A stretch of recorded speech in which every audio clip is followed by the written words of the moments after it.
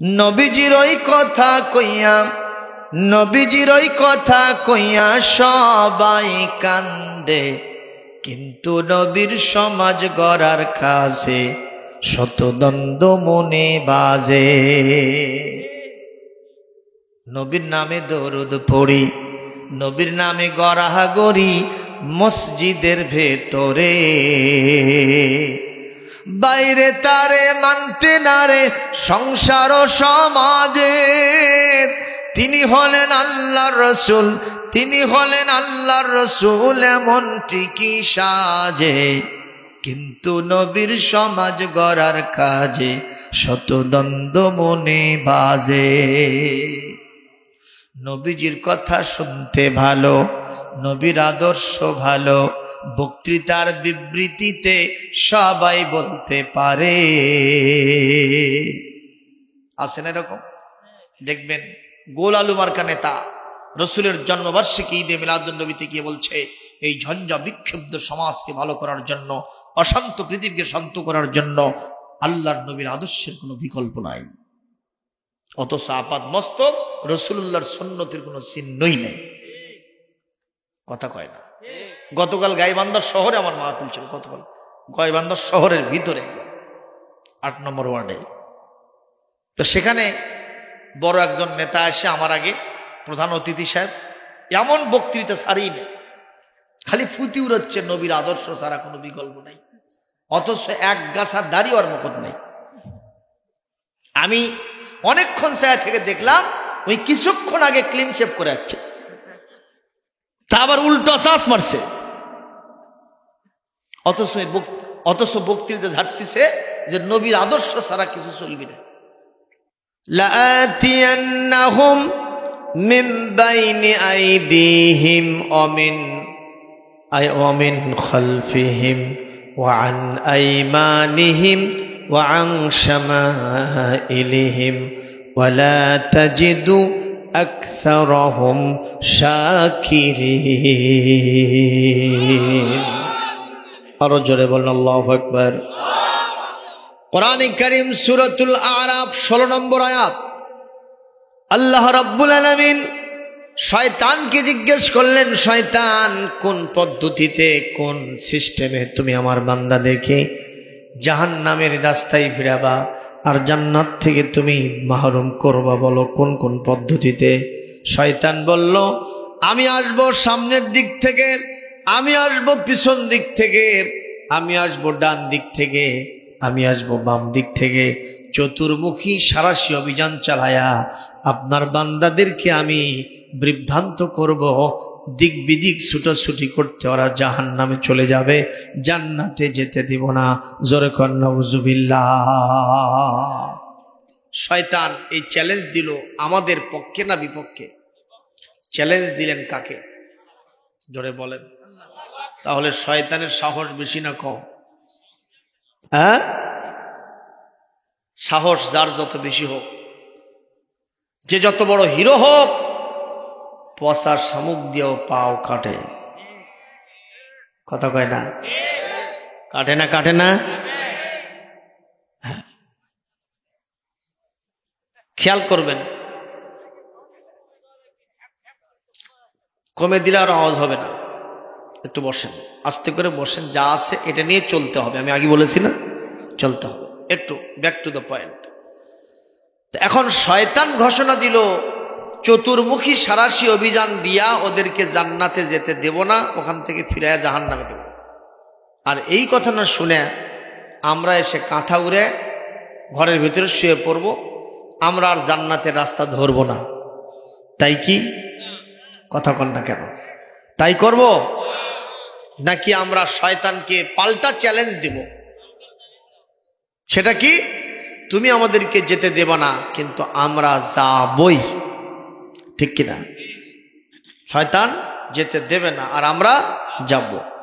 এখন মাঝখানে কি হবে?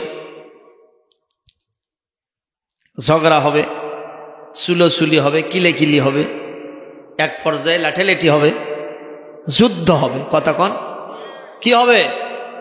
যুদ্ধ হবে। এই কারণেই নূহ আলাইহিস সালামের সাথে সমকালীন যুগের বাদশাহ এবং ওই যুগের মানুষের সাথে তার গণ্ডগোল। কারণ শয়তান তো খালি ইবলিস না, শয়তান ইবলিসকে কিন্তু দেখা যায় না, কিন্তু তার যে চেলা চামুন্ডা আছে তারা কারা? মিনাল জিন্নাতে ওয়ান নাস, জিনদের মধ্য থেকে আছে, মানুষদের মধ্য থেকে আছে। এখন এই জাতীয় যারা ছিল নূহ আলাইহিস সালামের সময়, তাদের সাথে তার গন্ডগোল হয়েছে, কথা কয় না। এমনকি তাকে মারতে মারতে করিবুল মউত, একবারে মৃত্যুর দুয়ারে পৌঁছে দিয়েছে। নাকের কাছে হাত দিচ্ছে, দেখি মাঝে আসে নাকি, কোনো স্পন্দন নাই, নিঃশ্বাস যাওয়া আসার কোনো চিহ্ন নাই। মরা ভাবে কম্বল টম্বল দিয়ে জড়ে ওখানে রেখে চলে আসছে, যে পৌঁছে গন্ধ উঠে শেষ হয়ে যাক। কিন্তু নূহের পক্ষে আছেন কে? আল্লাহর রহমতে তিনি আবার সুস্থ হলেন, জাগ্রত হলেন, উঠে বললেন, আল্লাহুম্মা গফির লিকওমি ফাইন্নাহুম লা ইয়ালামুন। হে আল্লাহ, এই জাতির লোকেরা আমাকে মেরেছে, আমাকে মৃত্যুর জন্য হুমকি দিয়েছে, মৃত্যুর দুয়ারে পৌঁছে দিয়েছে, তাতে আমার কোনো অবজেকশন নাই। ওরা জানে না যে আমি আপনার রসুল, সুতরাং আপনি তাদেরকে আযাব দিয়ে ধ্বংস করবেন না, আপনি তাদেরকে ক্ষমা করে দেন। জোরে বলেন, জোরে বলেন। ইব্রাহিম আলাইহিস সালামের সাথে নমরুদের গন্ডগোল একটা কারণে, কারণ নমরুদ হলো শয়তানের সোলজার বাহিনীর সদস্য, কথা কয় না। আর ইব্রাহিম কার পক্ষের লোক? এই জন্য গন্ডগোল। এরপরে হযরতে মূসা আলাইহিস সালামের সাথে কার হলো? ফেরাউনের। গন্ডগোল হয়েছে না হয়নি? কম না বেশি? এমন কোনো ধমকি নাই, হামকি নাই, মামলা নাই, জেল জুলুম জরিমানা নাই, হামলা নাই, যা মূসা আলাইহিস সালামের উপরে করা হয় নাই, ঠিক কিনা? বলা হয়েছে, লাইন ইত্তাখাযতা ইলাহান গায়রি লাআজআলান্নাকা মিনাল মাসউজুনিন, সূরা শুআরা 29 নম্বর আয়াত। যদি আমাকে বাদ দিয়ে অন্য কাউকে ইলাহ মানো, অবশ্যই তোমাকে জেলখানায় ঢুকাবো। মূসা আলাইহিস সালাম এই কথা শুনে বাড়িতে গিয়ে কাঁথা উড়ে শুয়ে পড়ছে। উনি বলছেন, ফেরাউন, আমি তোমার জেলের পরোয়া করি না, যেহেতু মহান আল্লাহ আমার সাথে আছে। জোরে বলেন সুবহানাল্লাহ। আমাদের বড় হুজুর এখন কোথায় আছে? বড় হুজুর চেনেন না? এই যে আমরা যে লোকেরা মঞ্চে চিল্লা পাল্লা করি, আমাদের উনি বড় হুজুর, কথা কন। জেলখানার ভিতরে আছে জন্য মনে করবেন না যে খুবই কষ্টে আছে, ওর ভিতরে একটা শান্তি ওনার মনের ভিতরে দিচ্ছেন কে?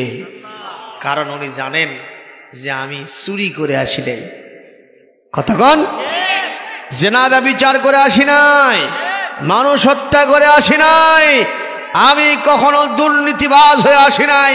আমি এসেছি মহান আল্লাহর রুবুবিয়াত উলুহিয়াত, তার দিনকে কায়েমের জন্য লড়াই করতে গিয়ে আমাকে আসতে হয়েছে।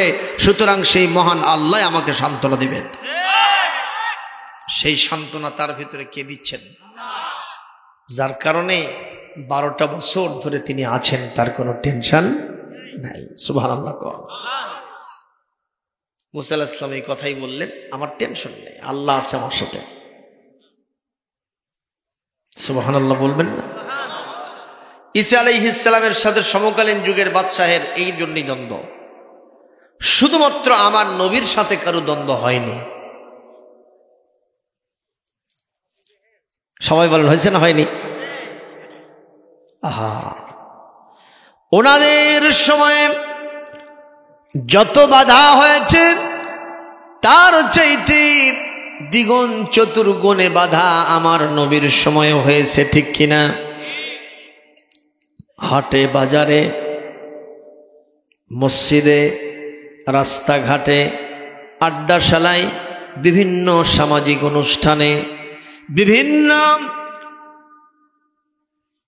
সাংস্কৃতিক প্রোগ্রামে, আলোচনা অনুষ্ঠানে, বিচার সালিশে আল্লাহর নবী যেখানেই গেছেন সেখানেই তাকে বাধা দেওয়ার চেষ্টা করা হয়েছে, ঠিক না বেঠিক বলেন? আরো জোরে বলুন কথা, ঠিক না বেঠিক? কিন্তু আমার নবীজি কখনো পিছপা হন নাই। আবু জেহেল সহ যারাই ছিল তাদের বিরুদ্ধে তিনি অবিরাম সংগ্রাম করে গেছেন, একটাই টার্গেট, তুমি জান্নাতে যেতে দিবা না, আমি যাব, তাতে যা সে কপালে হবে কাল সকালে। বলেন মারহাবা। ও মুসলমান, নবীজির সাথে যেহেতু সমকালীন যুগের লোকদের গন্ডগোল হয়েছে, এখন বুঝি সেটা আর হবে না। কথা কন না কেন? কারণ হলো এখনো যারা শয়তানি শক্তি, তাদের সাথে ইসলামী শক্তির একটা লড়াই সংগ্রাম জমিনে আছে না নাই? গোটা পৃথিবীতে থাকলেও শুধুমাত্র একটা দেশে নাই, যার নাম বাংলাদেশ। আছে ভাইজান? তাই বলে কি আমরা সবাই ওই ধারার হয়ে যাব, রণে ভঙ্গ দিব? বলেন তো, কালেমার পতাকা আমাদের হাতে থাকবে কিনা? আমাদের হৃদয়ে কি কালেমার আকর্ষণ থাকবে কিনা? কোরআনে কারীম, আল্লাহ এবং রসুলের যে প্রেম ভালোবাসা, এটা আমাদের অন্তর থেকে কি বিদায় হয়ে যাবে? কেউ যদি কাজ না করে, আমি একাই করব, ঠিক কিনা? কেউ না করুক আমি করব কাজ, কেউ না করুক আমি করব কাজ, কেউ না করুক আমি করব কাজ।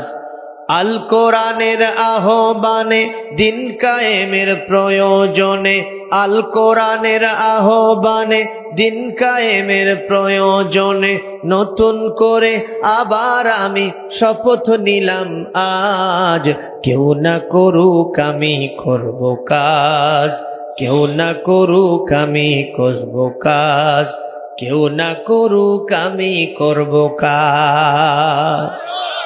আমি হতাশ হব না, ভেঙে পড়ব না, আমি মশরে পড়ব না, বসেও যাব না, দিন কায়েমে ব্যস্ত রব বরং সকাল সাঁঝ, দিন কায়েমে ব্যস্ত রব বরং সকাল সাঁঝ, কেউ না করুক, কেউ না করুক আমি করব কাজ, কেউ না করুক আমি করব কাজ।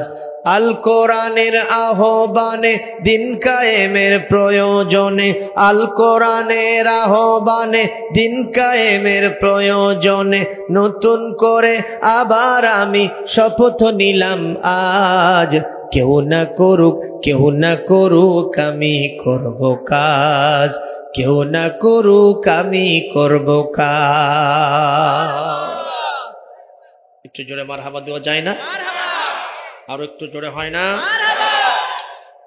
সম্মানিত উপস্থিতি, কোরআন কারীম থেকে আমি আয়াত তেলাওয়াত করেছি। আল্লাহ রাব্বুল আলামিন এই আয়াতের ভিতরে কি বলছেন একটু পরে আসছি। তার আগে শয়তানকে আল্লাহ বললেন, তুই যে সমস্ত প্রোগ্রাম থ্রো করেছিস এগুলো তো হবেই, আমিও তোমারে কিছু শিখিয়ে দিচ্ছি, এগুলো অ্যাপ্লাই করো, এগুলো বাস্তবায়ন করো, তারপরেও আমার বান্দারে জান্নাতে যাইতে ঠেকাতে পারবে না। আল্লাহ নিজেই শয়তানকে শিখিয়ে দিচ্ছে যে এই কামগুলো করো, তাহলে আমার বান্দাদেরকে তুমি কনভিন্স করতে পারবা।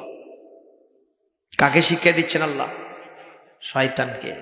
আপনারা হয়তো বলবেন, চোরকে ক চুরি কর আর গৃহস্থ ক জায়গায় থাকো, এই ভূমিকা আল্লাহর কেন? নাউজুবিল্লাহ বলবেন না, এটা আল্লাহর ভূমিকা নয়। আল্লাহ পাক বলতেছেন যে তুই যখন এই কাজগুলো বেশি করে করতে থাকবি, তোর অপরাধের পাল্লা আরো ভারী হবি। কথা কয় না? বর্ষিওয়ালা যখন দেখে মাছ ঠোকর মারতেছে, আর বর্ষি ঢিল দেয় না? কথা কয় না? ঢিল দেয় না নাকি তখনই খুঁটো মারে?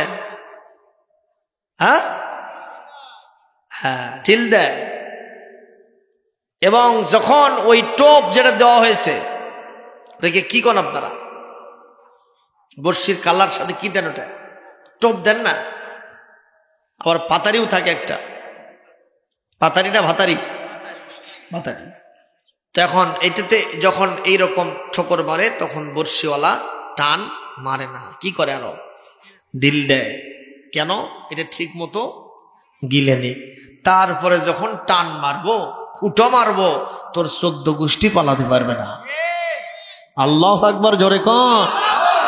বলবেন হুজুরের তো বর্ষি হলো, কোরআনে কি আছে? সূরা বাকারা, ওয়ায়ামুদ্দুহুম ফি তুগয়ানিহিম ইয়ামাহুন। মানুষ তাদের অবাধ্যতার ভিতরে আরো বেশি চলে যাক, আরো বেশি রত হোক, আরো বেশি গভীরে নিমজ্জিত হোক। এরপরে যখন অপরাধের পাল্লা ভারী হয়ে যাবে, এত জোরে টান মারবো কেউ পালাতে পারবে না। ইবলিস তোর সাঙ্গ পাঙ্গ মিনাল জিন্নাতি ওয়ান নাস যারাই আছে সবগুলোকে গুল্ল করে ঢুকায় দিব কার মধ্যে? খুযুহু ওয়া গুল্লুহু সুম্মাল জাহিমা সাল্লুহু। আল্লাহ বলছেন ধরো আর গুল্লা বানাও। আপনারা ঘাস কাটতে গেছেন কোনোদিন? ছোটবেলায় আমি বকরির ঘাস কাটতাম, আলে ঘাস কাটে কাটে রেখে রেখে চলে যাচ্ছিলাম, তারপরে সেগুলো আবার এক জায়গায় গুল্ল করতাম। তো কিয়ামতের দিন আল্লাহ পাক বলবেন খুযুহু ও গুল্লুহু, এই শয়তানদেরকে ধরো, গ্রেফতার করো এবং গুল্ল বানাও, মানে এক জায়গায় ঠিক করো। সুম্মাল জাহিমা সাল্লুহু, এরপরে জাহান্নামের ভিতরে ঢুকায় দাও। আজকে আমার হাত থেকে কেউ পালাতে পারবে না। চিৎকার দেবেন আল্লাহু আকবার। তাতে আমাদের কোনো মন খারাপ আছে? জোরে কোন? সম্মানিত ভাইয়ের আমার, কষ্ট হচ্ছে নাকি আপনাদের? আমাদের কোনো টেনশন নাই, বিষয়টা খুবই স্পষ্ট, খুবই স্পষ্ট। একটা বাড়ি থেকে একটা গরু দলছুট হয়ে একটা জঙ্গলের পাশে দিয়ে গেছে। তো এই জঙ্গলের ভিতরে ছিল একটা বাঘ। কি ছিল? মানে দড়িটা খুলে গেছে, তো দড়ি কি হয়েছে? খুলে গেছে। তো এই পাকার মারে জঙ্গলের ধারে দিয়েছে, জঙ্গলে ঢুকতেও চাইছে। তো এই বাঘ এমন দাবার মারছে বুঝছেন, এই গরু দৌড়ে যায় লাফ দিয়ে পড়ছে সেই জলাশয়ের মধ্যে যেখানে পানি ছিল, কিন্তু কিছু লোক পানি ছেঁচে নিয়ে গেছে, কিন্তু নারেহিনী পেকি। জনগণ কি? নারেহিনী পেকি। তো এখন গাভী যখন গরু যখন লাফ মারছে, লাফ মারে তো আর একেবারে পুরোটা পোঁত গেছে, উই কি আর যাওয়ার পরে এই না দেখে হিরো মার্কা বাঘ মাথা মোটা, উইও জোরে লাফ মারছে, কিন্তু কাছাকাছি যাওয়ার পারেনি, অন্তত 2 হাত দূরত্ব। জোরে কোন ওই পোঁত গেছে না যায়নি? উইও পোঁত গেছে। কথা বুঝতে পারছেন? এখন ওই খালি দূরে থেকে করছে ল্যাংড়া ঘাটেলের মতো, এই আসে, তাছাড়া কিন্তু আমি জ্ঞান তোর কাছে। এই কি আর যাবার পারে? জোরে কোন যাবার পারে? এই যাবার পারে না। তো বলছে এ তোর বাড়ি কোনটি রে? আমার বাড়ি দে ওইটা। তুই এ ধরনের আমাকে এর ভেতরে নামালো, তোর তো সাহস কম না, আমি যে উঠতে পারতেছি না, দেরি করো, একটু দেরি করো। বলছে তুই কার অধীনে থাকিস? আমার একটা মালিক আছে, ওই বাড়িতে থাকে। তা আমি দলছুট হয়ে চলে আসছি, আমার মালিক আমাকে খুঁজতেছে, আমাকে পালে আস্তে করে এখান থেকে উঠে নিয়ে চলে যাবে। তোর মালিক কে? কয় আমার মালিক আমি নিজেই, আমার কোনো মালিক নাই, আমি একাই হিরো, আমি একাই 100।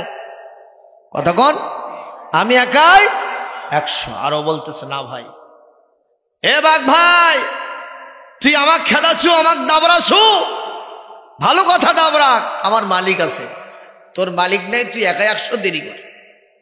আমার মালিক আমাকে নিশ্চয় খুঁজতেছে, আমাকে এখানে পাবে, আমাকে আস্তে করে উঠাবে আর তোর জম্মের সাটান সাটাবে, দেরি কর। তোর মালিক যেহেতু নাই, তুই একাই 100, দেরি কর, তোকে 100কে তোর 0 থাকবে না। কথা কন।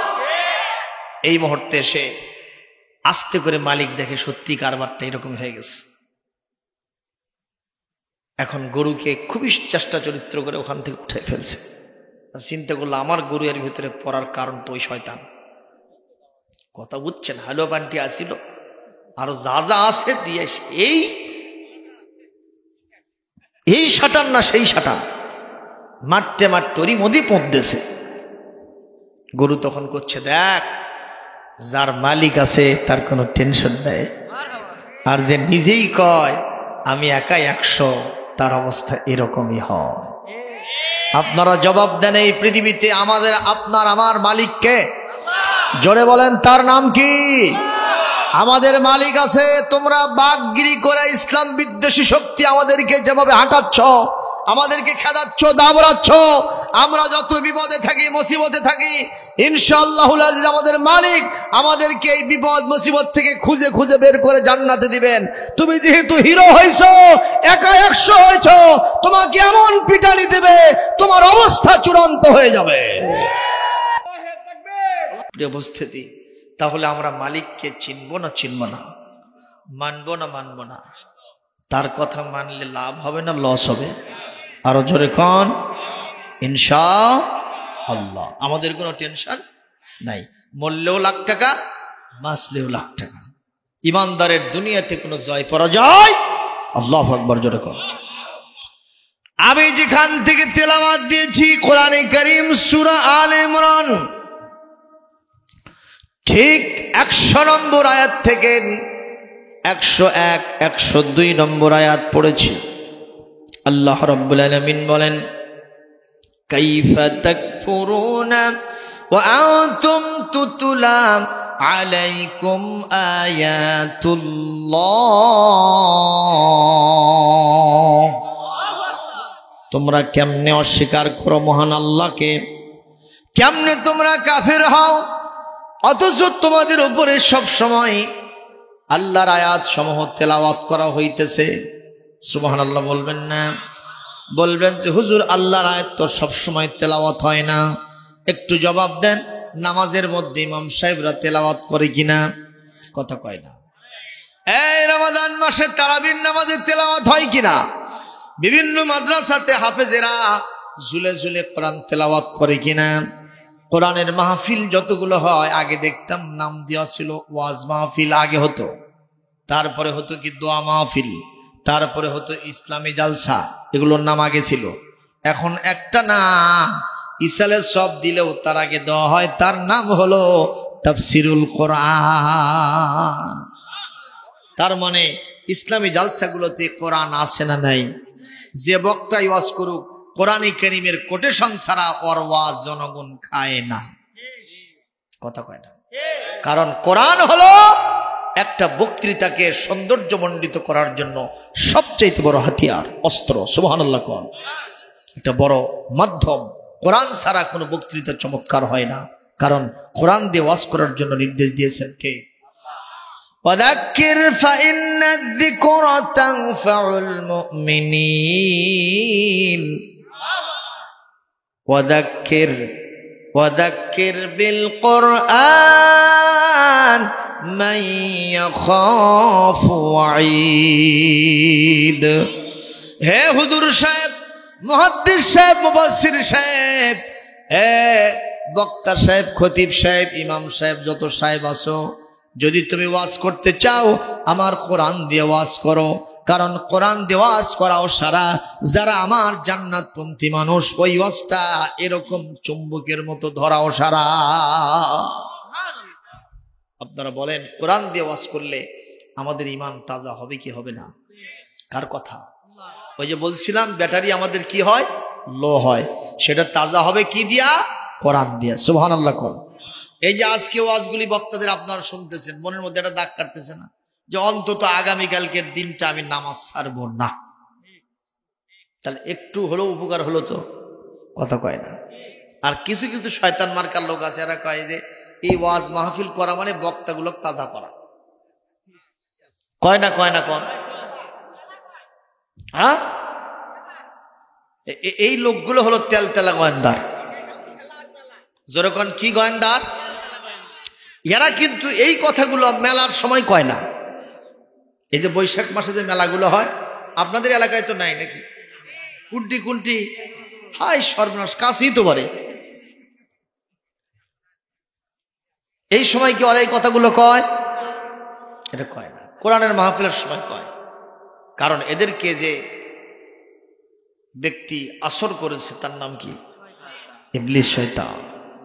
দেখেন না সূরা বানী ইসরাঈলের 64, ওয়াস্তাফজিজ মান ইসতাতা'তা মিনহুম বিসাউতিকা ওয়া আজলিব আলাইহিম বিখাইলিকা ওয়া রাজলিকা ওয়া শারিকুহুম ফিল আমওয়ালি ওয়াল আওলাদ ওয়াইদুহুম ওয়া মা ইয়াইদুহুমুশ শাইতানু ইল্লা গরুরা। আল্লাহ রাব্বুল আলামিন ইবলিস শয়তানকে বললেন, ইবলিস রে, তুই যে সমস্ত পদ্ধতির কথা বললি এগুলো তো বটেই, আমিও 4টা পদ্ধতি শিখাই দিলাম, এর মাধ্যমে আমার বান্দাদের ভিতরে তুই ঢুকে পড়। 1 নম্বর বেসাউতিকা, তোর আওয়াজের মাধ্যমে। আওয়াজ মানে হলো সুর, কণ্ঠস্বর। শয়তানের কণ্ঠস্বর কোনটা? আল্লাহু আকবার, আল্লাহু আকবার, আশহাদু আল্লা ইলাহা ইল্লাল্লাহ। এটা কি শয়তানের কণ্ঠস্বর? জোরে কোন?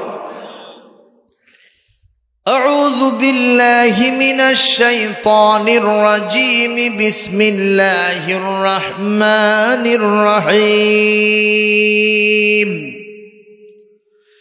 ইন্নাল্লাহা আশতারা মিনাল মুমিনিনা আনফুসাহুম ওয়া আমওয়ালাহুম বিআন্না লাহুমুল জান্নাহ يقاتلون في سبيل الله فيقتلون ويقتلون وعدا عليه حقا في التوراة والإنجيل والقرآن।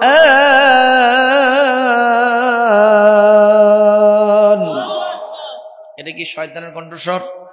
জোরে কোন? হ্যাঁ, আরেকটা দেখেন। তুমি কাছে কি বা দূরে রও, চোখেরই আড়াল হও, মনে রেখো আমিও ছিলাম, এই মন তোমাকে দিলাম। এটা কার স্বর? আরো জোরে কোন? আছে না নাই? আমার মাকে একটা চশমা কিনা দে, আছে না নাই? কথা কন। এই স্বরের মাধ্যমে, এই টুনটুনা টুনটুন আওয়াজের মাধ্যমে শয়তান আপনার ভিতরে ঢুকবে। এটা শয়তানকে যিনি শিখায় দিয়েছেন তিনি কে? বলবেন আল্লাহ কেন শিখায় দিল? ওই জবাব একটাই, ওর অপরাধের পাল্লা একটু ভারী হচ্ছে। কথা কোন ঠিক কিনা? আল্লাহ যদি গোপন রাখতেন আর কানে কানে শয়তানকে শিখায় দিতেন, তাহলে আল্লাহ না ভুল করতেন।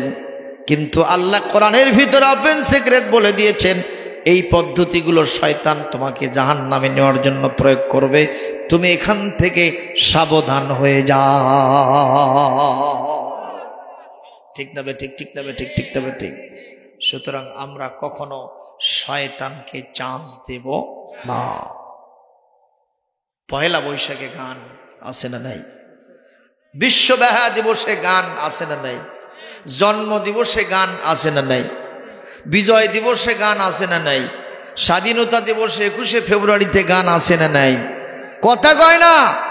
বিয়ের বাড়িতে গান নাই।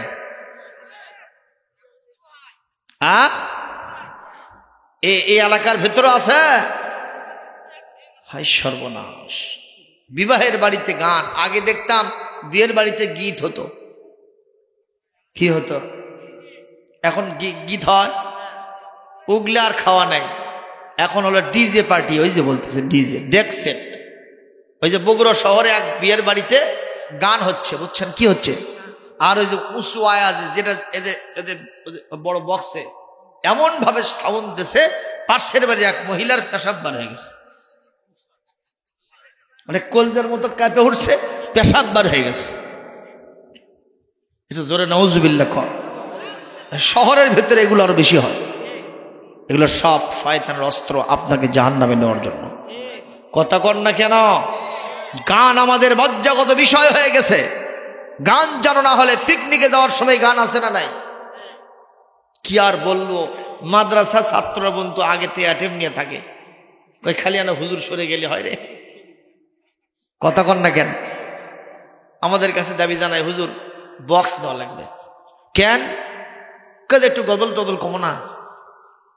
এটা হলো লেভেল লেভেল, ওরই নিচে কাম সারবি ওরা। কতক্ষণ ঠিক কিনা? আমরা তখন বললাম না কোনো প্রকারের বক্স চলবে না, বক্স বন্ধ। কয় আমাদের পিকনিকও বন্ধ। যাবেন কোথায় আপনি চিন্তা করেন? মাদ্রাসার ছেলেরা পর্যন্ত এইসব দাবি জানায়, তোমরা কথা কও না কেন? সম্মানিত ভাইয়েরা, শয়তান ভর করেছে। এগুলো বন্ধ করার জন্য অমর মার্কার শাসকের দরকার আছে না নাই? আরো জোরে হবে। ওনার মতো শাসক হলে ডান্ডা মেরে সব ঠান্ডা করে দিবে।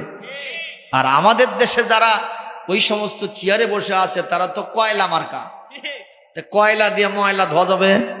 কথা কন। ময়লা ধুতে হলে ডিটারজেন্ট পাউডার লাগবে, পরিষ্কার করার জন্য সাবান সোটা দরকার আছে। ওনারা নিজেরাই তো, ওই যে এক সময় বাংলাদেশে একজন স্বরাষ্ট্রমন্ত্রী ছিলেন, ভারতের শাহরুখ খান তার বান্ধবীকে নিয়ে আসছিল ঢাকার আর্মি স্টেডিয়ামে কনসার্ট করতে। যার হাতে ছিল স্বরাষ্ট্র মন্ত্রণালয়, মানে কি বুঝেন তো, ওনাকে দায়িত্ব হলো আইন শৃঙ্খলা রক্ষা করা। উনি ওখানে দেখতে যায়, বাবা শিল্পীর সাইজ দেখে উনি লেটা পরে আসন না পেয়ে মাটির মধ্যে বসে গেছে। মানে বেড়ায় যদি ক্ষেত খায়, ওই ক্ষেত আর কে বাঁচায়? মামা কথা কন না কেন? কথা ঠিক নেবে, ঠিক কন।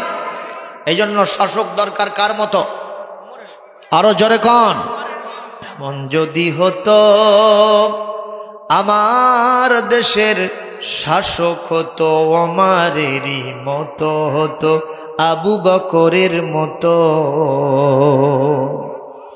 প্রজার দুঃখে তাদের চোখে আসতো না রে ঘুম, দেশের ভিতর পড়ে যেত শান্তি সুখের ধুম।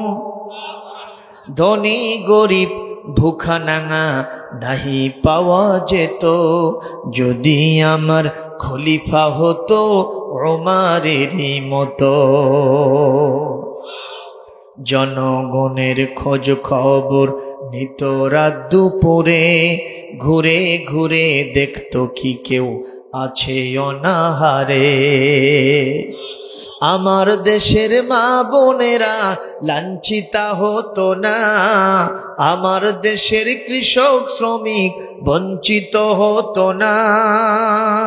ধনী গরিব ভালোবাসার জীবন ফিরে পেত, যদি আমার খলিফা হতো ওমরেরই মতো। এমন যদি হতো। একটু বলেন আমিন। আরো জোরে বলেন আমিন। গভীর রাত্রি হযরত ওমর মদিনার রাস্তা দিয়ে একাই হাঁটেন, তার সাথে কোনো বাহিনী নাই। হযরত ওমর রাত যখন গভীর থেকে গভীরতর হয়, রাস্তা দিয়ে যখন হাঁটতেছেন, পার্শ্বের একটা কুড়ে ঘর থেকে প্রেমের গান নারী কণ্ঠে ওমরের কানে ভেসে আসে। যেই গান কোরআনে কারীম সূরা লোকমান 21 নম্বর পারা 31 নম্বর সূরা 6 নম্বর আয়াত দিয়ে নিষিদ্ধ করেছেন কে? আরো জোরে কোন।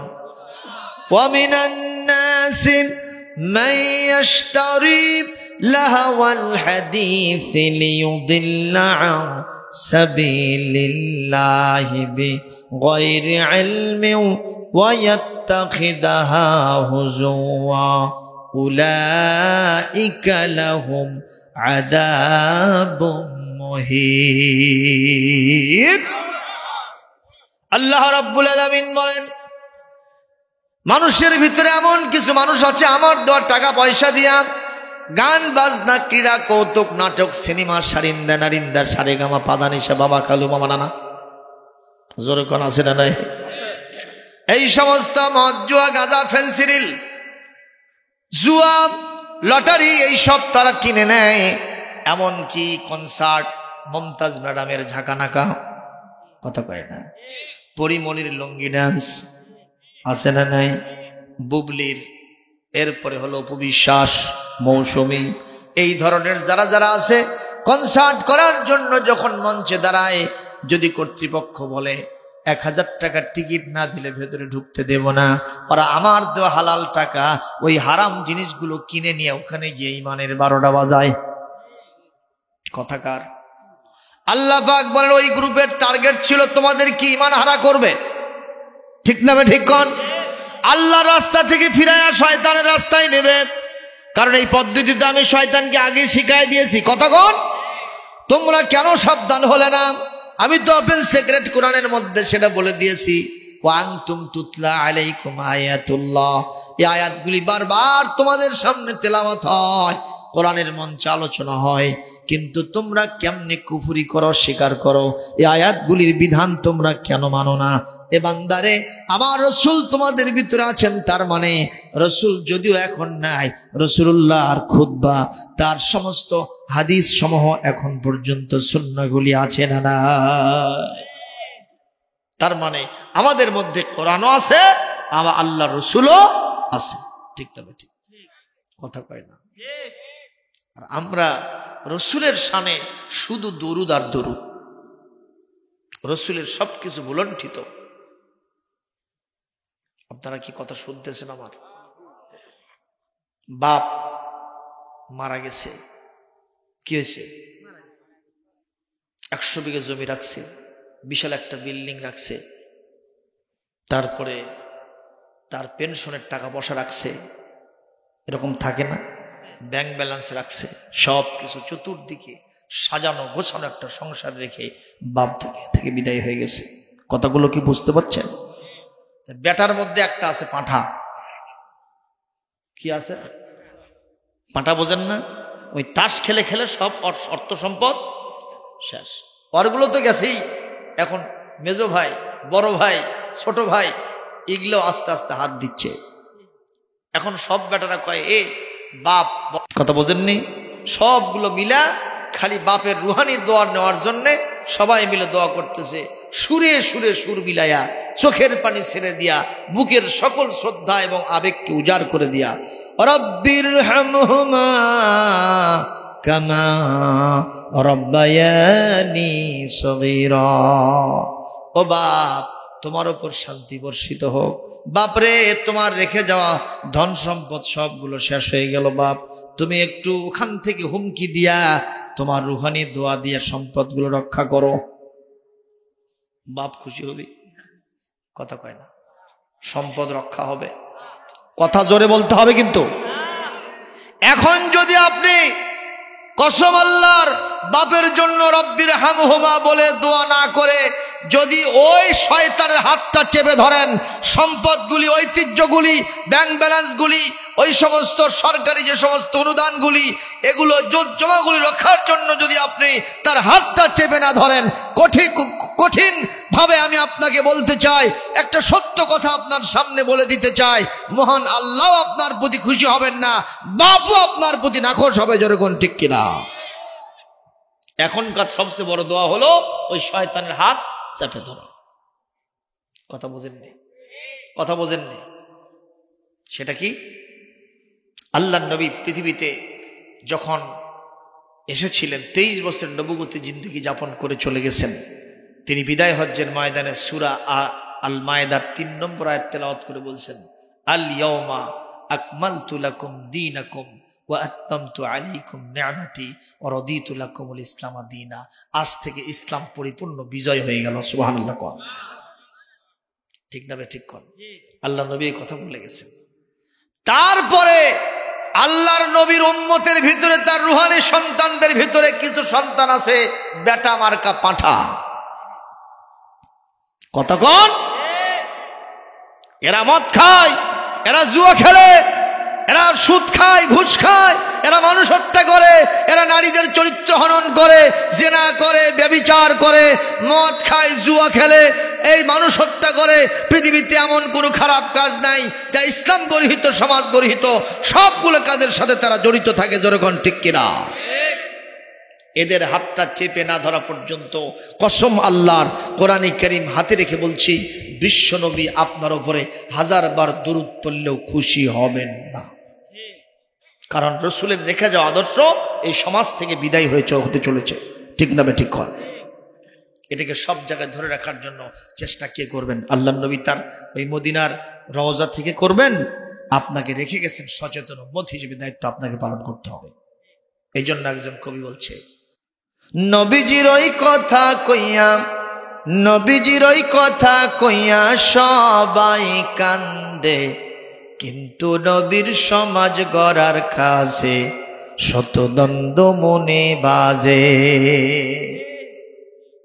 নবীর নামে দরুদ পড়ি, নবীর নামে গড়াগড়ি মসজিদের ভেতরে, বাইরে তারে মানতে না রে সংসার ও সমাজে। তিনি হলেন আল্লাহর রসুল, তিনি হলেন আল্লাহর রসুল, এমনটি কি সাজে, কিন্তু নবীর সমাজ গড়ার কাজে শত দ্বন্দ্ব মনে বাজে। নবীজির কথা শুনতে ভালো, নবীর আদর্শ ভালো, বক্তৃতার বিবৃতিতে সবাই বলতে পারে। আছেন এরকম? দেখবেন গোল আলু মার্কা নেতা রসুলের জন্মবার্ষিকী ঈদে মিলাদুন নবীতে গিয়ে বলছে, এই ঝঞ্ঝা বিক্ষুব্ধ সমাজকে ভালো করার জন্য, অশান্ত পৃথিবীকে শান্ত করার জন্য আল্লাহর নবীর আদর্শের কোনো বিকল্প নাই। অথচ আপাদ মস্তক রসুল্লাহর সুন্নতের কোনো চিহ্নই নেই। কথা কয় না। গতকাল গাইবান্ধার শহরে আমার মাহফিল ছিল, গতকাল গাইবান্ধার শহরের ভিতরে 8 নম্বর ওয়ার্ডে। তো সেখানে বড় একজন নেতা এসে আমার আগে, প্রধান অতিথি সাহেব, এমন বক্তৃতা ছাড়িয়ে নেই, খালি ফুটি উড়াচ্ছে নবীর আদর্শ ছাড়া কোনো বিকল্প নাই। অথচ এক গাছা দাড়ি ওর মুখত নাই। আমি অনেকক্ষণ ছায়া থেকে দেখলাম ওই কিছুক্ষণ আগে ক্লিন শেভ করে যাচ্ছে, তা আবার উল্টো চাষ মারছে। অথচ বক্তৃতা ঝাড়তেছে যে নবীর আদর্শ ছাড়া কিছু চলবি না। বলেন তো এই সব মুখ থেকে এই কথা মানায়? কথা বলেন না কেন? আমাদের শাহজাহানপুর উপজেলার চেয়ারম্যান সান্নু ভাই কথাগুলো খুব সুন্দর কয়, তাই না? তার মুখে দাঁড়িয়ে আসে না নাই? কথা বলতে হবে। সান্নু ভাই নামাজও পড়ে, ঠিক না? ঠিক কয়, হ্যাঁ? এবং তিনি যখন বক্তৃতা রাখেন মনে হয় যে একজন বক্তাই ওয়াজ করতেছে, তার মুখে এটা মানায়। কিন্তু তুমি যে মনে পশ্চিম দিকে আসার বড় না, মুখে এক গাছা দাড়ি নাই, কখনো ধোয়া মশা কিচ্ছু বোঝো না, তোমার নাম ফজর আলী, ওঠোরা সকাল 10টার সময়, তোমার নাম আতর আলী, সারা গায়ে খালি দুর্গন্ধ, এই নাম দিয়ে লাভটা কি? তাই কও মামা। কথা বলে না বারে, ঠিক না বে ঠিক? তারই কথা আফসোস করে কবি বলছে, নবীজির আদর্শ ভালো, হ্যাঁ, নবীর কথা শুনতে ভালো, বক্তৃতার বিবৃতিতে সবাই বলতে পারে। সে আদর্শে ব্যক্তি জীবন রাষ্ট্র গড়ার কাজে পিত্ত জলের স্যাঁত করে, পিত্ত জলের স্যাঁত করে বকে আজে বাজে, কিন্তু নবীর সমাজ গড়ার কাজে শত দ্বন্দ্ব মনে বাজে। আল্লাহু আকবার কোন। এই জন্য বলতে চাই, আল্লাহর নবীর আদর্শের বিকল্প কিছুই নাই। জোরে বলি আমিন। ভাইরা আমার, হযরত ওমর ইবনুল খাত্তাব রাদিয়াল্লাহু তাআলা আনহু শুনতে পেলেন গভীর রাত্রিতে কুড়ে ঘরের ভেতর থেকে নারী কণ্ঠে প্রেমের গান। কিসের গান?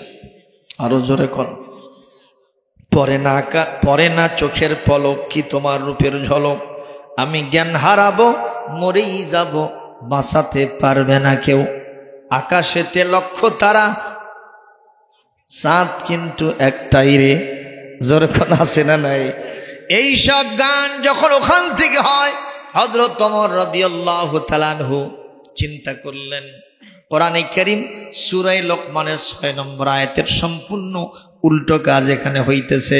আমি ওমর অন্য কিছু সহ্য করতে পারি, কোরআন বিরোধী কোনো কাজ, কোনো গান বাজনা কোথায় হবে, এটা আমি ওমর কখনো মেনে নিতে পারি না। এটা আমি বন্ধ করব, তাতে যা আছে কপালে হবে কাল সকালে আর বিকেলে। মারহাবা দেন, মারহাবা দেন। আর আমরা হলে করলাম নাকি? ভালোই হচ্ছে পারে, একটু কিছুক্ষণ কান পাতিত, হ্যাঁ, তো মুখস্থ হয়ে যাক, একলা একলা যখন থাকবো তখন মস্ক করবো। ইমানদারের মুখে কোরআন তেলাওয়াত হয় না। আগেকার ফজরের নামাজের পর দিয়ে বাড়ির পাশে দিয়ে যাবেন, মুরব্বীরা তেলাওয়াত করতো, আর রহমান আল্লামাল কোরআন খলাকাল ইনসানা আল্লামাহুল বায়ান ইযা ওয়াকাতিল ওয়াকিআতু লাইসা লিওয়াকাতিহা কাযিবা খাফিদাতুর রাফিআ ইযা রুজ্জাতিল আরদু রাজ্জা ওয়া বুসাতিল জিবালু বাসসা ফাকানাত হাবাআম মুনবাসসা। এই তেলাওয়াত ভেসে আসতো কতক্ষণ, ঠিক কিনা? আর এখন কি খালি হরমরি আওয়াজ, কথা কয় না। আর ছোট ছোট বাচ্চাদের হাতেই বড় বড় ফোন। হুজুরের কাছে নিয়ে গেছে, হুজুর ছেলেটা খালি কান্দে, দুটো ঝাড়া দিয়ে দেন। হুজুরের যত ফুয়া ছিল সব ঢালছে, আবার নিয়ে যাচ্ছে। কি হচ্ছে? না হচ্ছে না হুজুর, আপনি আরো বড় হুজুরের কাছে নিয়ে যাব। সেই হুজুরের কাছে নিয়ে গেছে, ফু দেওয়া সারা আরো বেশি হওয়া সারা, কান্দাকাটি। 2 দিন পরে হুজুরের সাথে দেখা, কি খবর? কয় শালা আর কান্দে না। কে? এত বড় একটা ফোন কিনে দিছি, সারাদিন ওটা লেগে থাকে। জোরে কর নাউজুবিল্লাহ। এরকম কারবার আছে না নাই? মজ্জাগত বাবার হয়ে গেছে এখন। কোরআনে কারীমের তেলাওয়াত আর ভালো লাগে না। অথচ কোরআন যদি তেলাওয়াত এই সমাজের মধ্যে মস্ক থাকতো, এই সমাজের মানুষের সমাজের চিত্র পাল্টিত, তাদের ভিতরটাও সাফ হয়ে যেত। আল্লাহ নিজে বলেছেন, ওয়াইদা তুলিয়াত আলাইহিম আয়াতুহু যাদাতহুম ঈমানা। যখন কোরআন তেলাওয়াত কেউ শুনবে, সমস্ত জাহালত দূর হবে, ঈমানটা আরো বেড়ে যাবে। আমরা কি কোরআন তেলাওয়াত করতে রাজি আছি? হ্যাঁ? ছোট্ট ছোট্ট সোনামণি, নতুন বছর, জোরে বলুন কোন বছর এটা? যেমন কোন বছর? নতুন বছর 2023 সালের। মাত্র আজ কয়দিন যায়? 18 দিন যাচ্ছে। এখনো সময় আছে। আপনার ছোট্ট সোনামণিকে এখন পর্যন্ত মাদ্রাসায় ভর্তি করেন নাই, টালমাটাল আছেন, কোন দিকে কি করবেন বুঝতে পারছেন না। ওই কেজি দিয়ে বেজি বানানোর চাইতে মাদ্রাসায় দেন। সুবহানাল্লাহ কোন, কারণ ধানের সিন লাড়াতেই পাওয়া যাবে। কথা বলে না বাবা? আপনারা বলেন, এই শীতের দিনে আমরা রাতের বেলায় যে ভাতটা খাই না, ওটা পানি দেবো না, যে ভাতটা থাকবে ভাতে কি বলে? করকরা না গড়গড়া?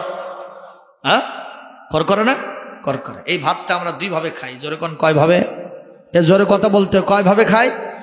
1 নম্বর হচ্ছে তেলানি মারি, আর আরেকটা হলো কাঁচা পেঁয়াজ, কাঁচা রসুন, শুকনো মরিচ। মজা আছে না? নাই আছে না? ভেতরে ঢুকে দেখ। আর যদি ডারকিয়া মাছের পুরপুরি হয় বাবা, পিঠ মুখে ওর দিয়ে বসবেন সকালবেলা, শ্বশুর বাড়ি উঠে ফেল। যখন ঠিক কিনা? এখন এই করকরা খাইছেন আপনি খুব সকালবেলা, খাওয়ার পরে পান্তার বেলার সময় আবার পান্তা চেতাছেন, এরপরে দুপুরের লাঞ্চ করেছেন, বিকেলবেলা চা আমাদের দেশে আছে না নাই? এখন খালি চাটা, আর চা তো চা না, 1 সাপকা সেই মারতেছেন। পান খাইলেন, ঢেরানি পড়ে যাচ্ছে। রাত ডিনার সারলেন রাতের বেলায়, রাত 11টার সময় বিবির বেডের ভিতরে ঘুমাতে যাচ্ছেন, হঠাৎ করে একটা ঢেকুস মারছেন। বলেন তো গন্ধটা কোনটা? ওই যে সকালবেলা করকরা মারছেন, ওই রসুনের গন্ধ আপনার নাক দিয়ে বের হয়েছে। কি বোঝা গেল? যেই কলিজার ধন সন্তানকে জীবনের উষালগ্নে করম বিইসমি রাব্বিকাল্লাযী খলাক খলাকাল ইনসানা মিন আলাক ইকরা ওয়া রাব্বুকাল আকরামাল্লাযী আল্লামা বিল কলম আল্লামাল ইনসানা মা লাম ইয়ালাম। জোরে করে আল্লাহু আকবার। যেই সন্তানকে আপনি জীবনের উষালগ্নে আলিফ বা তা সা শিখাবেন, সুবহানাল্লাহ কোন, বিসমিল্লাহির রহমানির রহিম শিখাবেন, কোরআনে কারীমের তেলাওয়াত শিক্ষা দিবেন, কোরআন সুন্নাহর জ্ঞান শিক্ষা দিবেন, ভবিষ্যৎ জীবনে সে ডিসি হবে, এসপি হবে, এমপি হবে, মন্ত্রী হবে, প্রাইম মিনিস্টার, প্রেসিডেন্ট হবে, পদস্থ কর্মকর্তা যাই হোক না কেন, জীবনের মোড়ে মোড়ে বাঁকে বাঁকে বিভিন্ন অফিসে বসে তার অধীনস্থদের নিয়ে মিটিং করবে, আর একটা করে ঢেকুশ বের হবে, ওই ঢেকুশের ভিতর দিয়া আল্লাহর কোরআনের গন্ধ বের হবে। সুবহানাল্লাহ, জোরে কোন। কষ্ট হচ্ছে মুসলমান, এজন্য সন্তানদের কোরআন শেখানোর দরকার আছে না নাই? মাদ্রাসায় গেলাম, ছোট্ট ছোট্ট সোনামণিরা দাঁড়ায় দাঁড়ায় বলতেছে, মা গো আমি পড়বো না আর হাট্টিমা টিম টিম, কোথায় গিয়ে পাবো মা গো আলিফ লাম মিম। একটা করে অক্ষরে মা 10টা করে নেকি, সকল পড়া ছেড়ে দিয়া কোরআন হাদিস শিখি। একটু জোরে কি মারহাবা বলা যায় না? এই জন্য জীবনের শুরুতে আমাদের সন্তানকে আমরা কোরআন শেখাতে চাই। যারা 2টা হাত আল্লাহকে তুলে দেখাই তারা।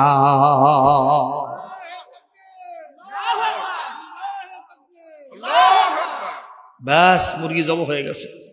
যে জোরানের তকবীর চাউন, জোরে কোন মারহাবা। এ মুরব্বি তাও যে দেশে রে বাবা, একটু জোরে কোন আল্লাহু আকবার। এই তো ভরে গেছে লোক বলে হয় না, দেখেন তো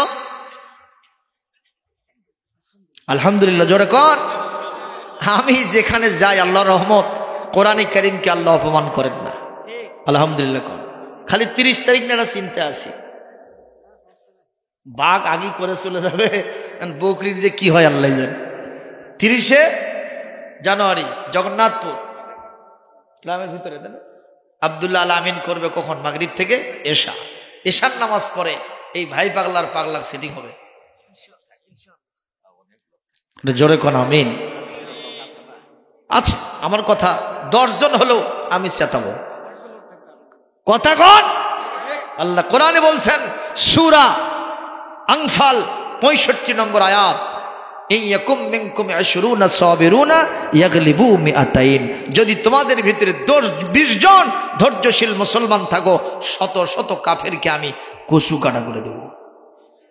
আব্দুল আলামিন হাজার হাজার নেওয়াজ করে চলে যাক, আমি যদি 20 জনও পাই, সাটান হবে ইনশাআল্লাহ। ওয়াজ হবে প্যান্ডেলে, মার হবে অ্যাঙ্গেলে, এমন মার হবে যার সাউন্ডই নাই। জোরে কোন ঠিক কিনা? লিল্লাহি তাকবীর, লিল্লাহি তাকবীর। তাই বলে ভাই পাগলার পাগলা না আমি। আমার নবীকে যেরকম পাগল বলতো, আমি সেই পাগল। জোরে কোন আল্লাহু আকবার। তোরা যাস নাই ও পাগলের কাছে রে, পাগলের কাছে গেলে পারে পাগল হবি রে। তোরা যাস নাই ও পাগলের কাছে রে। একটু জোরে কর আল্লাহু আকবার। ভাইরা আমার, হযরত ওমর, কষ্ট হচ্ছে, মোনাজাত হবে আর 15 মিনিট চালাবো, চলবে কিছুক্ষণ চলবে। কে কে চালানোর পক্ষে নাই? আচ্ছা, জোরে করে আল্লাহু আকবার। হযরত ওমর রাদিয়াল্লাহু তাআলা আনহু চিন্তা করলেন, কোরআন বিরোধী গান আমি কখনো মেনে নিব, বন্ধ করতে হবে। কিভাবে করব? মহিলার কাছে আমি চলে যাব, তাতে আমার কোনো সমস্যা নাই। কেমনে যাবেন? ডানে বামে সামনে পিছনে চতুর্দিকে তাকাতে কি করেন? এই রাত্রে কি আর দরজা জানলা খোলা থাকে? সবগুলো বন্ধ। হযরত ওমরের ভিতরে এতই জজবা, তিনি ওই কুড়ে ঘরের প্রাচীর টপকায়া মহিলার সামনে ডান্ডা নিয়ে হাজির হয়ে গেছে। এইরকম টপকাবার একটা, উনি তো বীর পুরুষ ছিলেন, সুবহানাল্লাহ। ওনার পেট এইরকম লম্বা, তরমুজের সাইজ ছিল না। আমরা খাইয়া খাইয়া পেটগুলো তরমুজের 3টে সাঙ্গারের সমান। এই কুন্দরহাট ইমামতি করি, একজন আলো ওই ঈদগাহ মাঠে কোলাকুলি করি, বুঝছেন, খালি পেট বাজে পড়ছে, কোলি খুঁজে পাই না।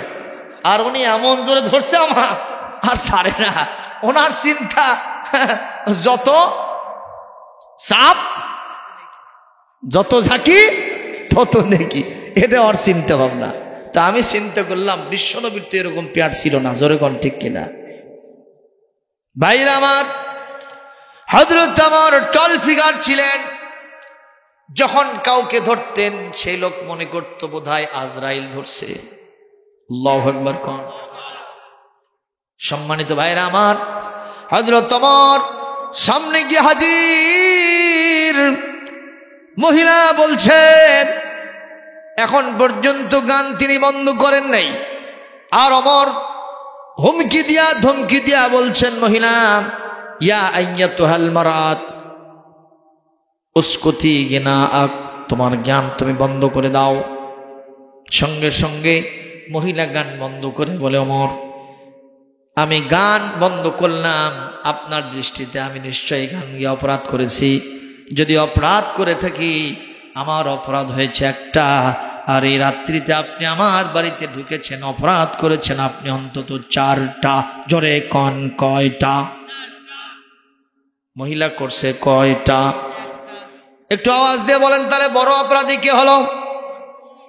হযরত ওমর যেন আকাশ থেকে পড়ে গেলেন, পায়ের তলা থেকে যেন মাটি খসে যায়। চিন্তা করলেন, হায় রে, একটা আসামিকে ধরতে আসে আমি দাগি আসামি হয়ে গেলাম, এটা আবার কেমন কথা মারে? সত্যি কি আমি 4টা অপরাধ করেছি? মহিলা বলছেন, আমি খবরদার কোনো মিথ্যা কথা বলি না। কুল হাতু বুরহানাকুম ইন কুনতুম সাদিকিন। কোরআনে কারীম সূরাতুল বাকারা 111 নম্বর আয়াত।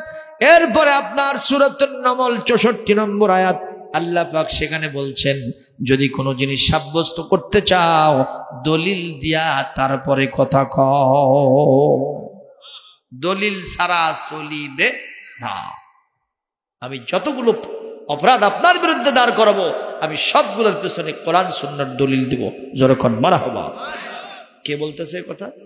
মহিলা বলতেছে। হযরত ওমরের তখন অবস্থা একেবারে 1.5 টাকা মাসি। কই কিরে, কিছুক্ষণ আগে তার হাতে ছিল ডান্ডা, এখন হয়েছেন ঠান্ডা। ছিলেন তিনি গরম, এখন হয়ে গেছেন একেবারে নরম। কারণ কোরআন দিয়ে মামলা দায়ের করবে, সোজা কথা না। তাহলে বোঝা যায় মহিলা একের না দুইয়ের? একের কড়া, দুইয়ের ঢিল, তিনের আবার টান। ভাইরা আমার, হযরত ওমর বললেন, মহিলা বলো তোমা আমার বিরুদ্ধে তোমার 4টা অভিযোগ কি কি কি অপরাধ আমি করলাম? বলে আপনার 1 নম্বর অভিযোগ হলো, 1 নম্বর মামলা হলো, অপরাধ হলো কোরআনে কারীম সূরাতুন নূর 18 নম্বর পারা, এখানে 24 নম্বর সূরা, সূরার নাম সূরাতুন নূর 27 নম্বর আয়াতের বিধানটা আপনি লঙ্ঘন করেছেন। কেন করলেন? জবাব না দেওয়া পর্যন্ত আপনাকে ছাড়বো না। জোরে কোন মারহাবা।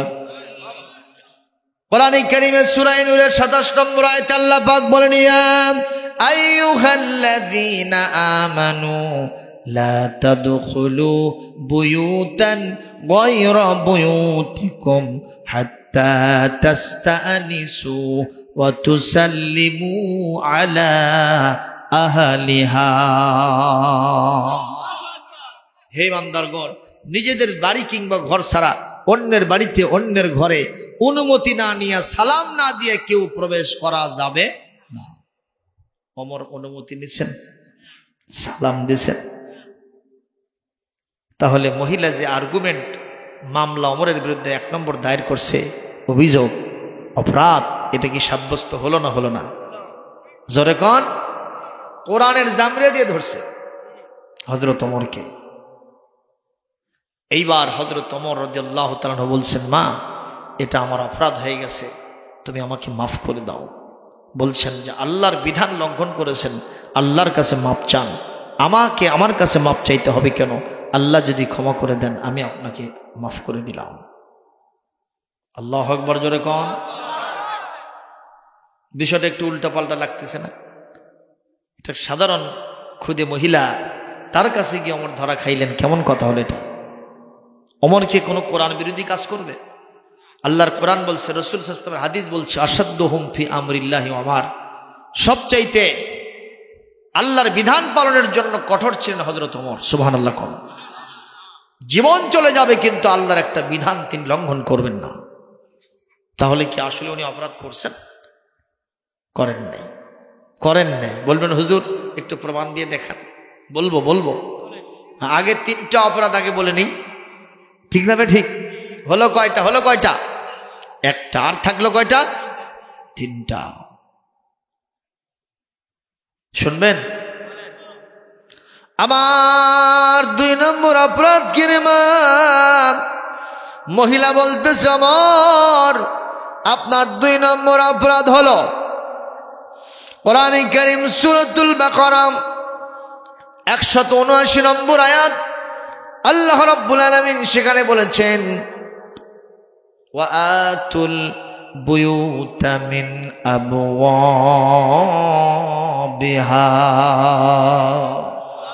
তোমরা যদি কোনো বাড়িতে ঢুকতে চাও ওই বাড়ির প্রাচীর টপকায় ঢুকবে না, জানলা দিয়ে ঢুকবে না, উপর দিয়ে ঢুকবে না, শীত কাটে ঢুকবে না।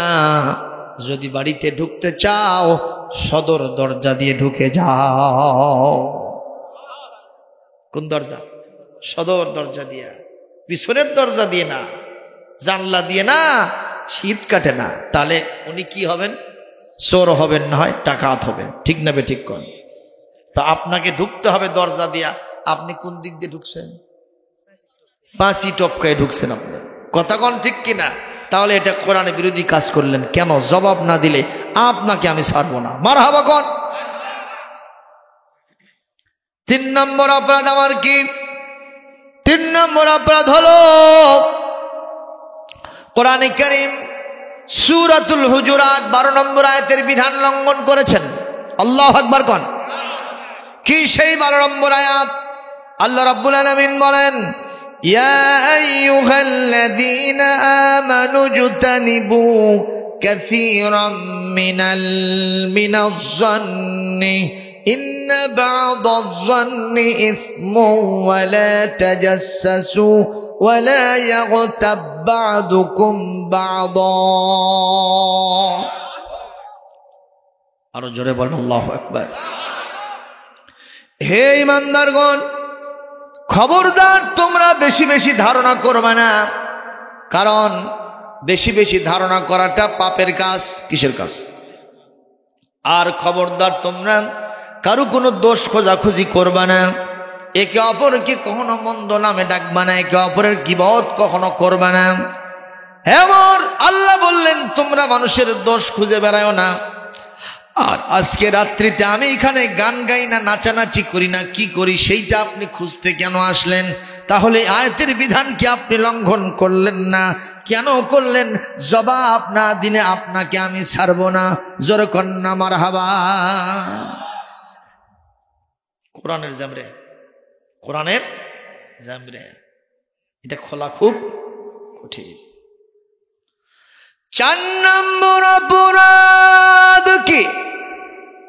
বলে আপনি একটা হাদিস লঙ্ঘন করেছেন, সেইটা হলো ওয়ালা ইয়াখলুওয়ান্না রাজুলুম বিইমরাআতিন ইল্লা সালিসুহুমা শাইতান। আল্লাহর নবী বলছেন একটা ছেলে আর একটা মেয়ে একাকী একটা ঘরের ভিতরে কখনো অবস্থান করতে পারবে না। নির্জনে, কেউ নেই আশেপাশে, 2 জন মিটমিট করে বসতে গল্প করতেছে, দাঁড়ায় থেকে গল্প করতেছে। এরকম দৃশ্য আছে না নাই? ধু ধু করতেছে, বিশাল স্বপ্নপুরী, ভেলকিবাজি, এগুলো আছে নাকি? কত এখানে গিয়া দেখবেন কপত কপতি 2 জন একাই ঘাড়ের উপরে ঘাড় দেয়া, হাত দিয়া, হাঁটুর সাথে হাঁটু মিলে আরো কোথায় কোথায় কি সেটিং দিচ্ছে আল্লাহ জানে। 2 জন বসে থেকে সারাদিন কি যে করে আল্লাহ জানে। আছে এগুলো দৃশ্য? কথা কয় না, কথা কয় না। বাড়িতে কেউ নাই, বন্ধু গেছে মার্কেট করতে, অথবা গেছে কৃষিকাজে, অথবা গেছে চাকরিতে, অথবা গেছে ব্যবসাতে, অথবা গিয়েছে বিদেশে, অথচ বন্ধুর আরেকজন বন্ধু এসে তার বইয়ের সাথে বসে থেকে গল্প করে। এরকম দৃশ্য এই বাংলাদেশে আছে না নাই? একটা কথা আমাদের গ্রাম বাংলায় আছে, গরিবের বাড়ির যদি সুন্দরী বউ হয় তার দেওয়ারের কোনো অভাব হয় না। কথা কয় না বাবা? ছগলি আসে, ভাবি কেঙ্কা আছে, ঠিক না বে ঠিক কর। এই কথাগুলি কি বাস্তব না অবাস্তব? জোরে বলেন। আল্লাহর নবী বলেন, বাড়িতে যদি কোনো পুরুষ মানুষ না থাকে আর যদি কোনো মেয়ে মানুষ না থাকে, একাই একটা পুরুষ আছে, তুমি মহিলা সেখানে যাবা না। আর যদি পুরুষ মানুষ একা থাকেন, মহিলা মানুষ একা থাকে, তুমি পুরুষ সেখানে যাবা না। একটা বাড়ির ভিতরে নির্জনে বিভিন্ন জায়গাতে, হোটেলে মোটেলে, বাগানে গার্ডেনে, সব জায়গাতে নজর করবেন, একা কি কেউ থাকা যাবে না। দুইজনে বালেক বালেকা, কপত কপতি, এক একজন বালেক বালেকা হয়েছে, কিন্তু তাদের ভিতরে বিয়ে শাদীও জায়েজ হবে।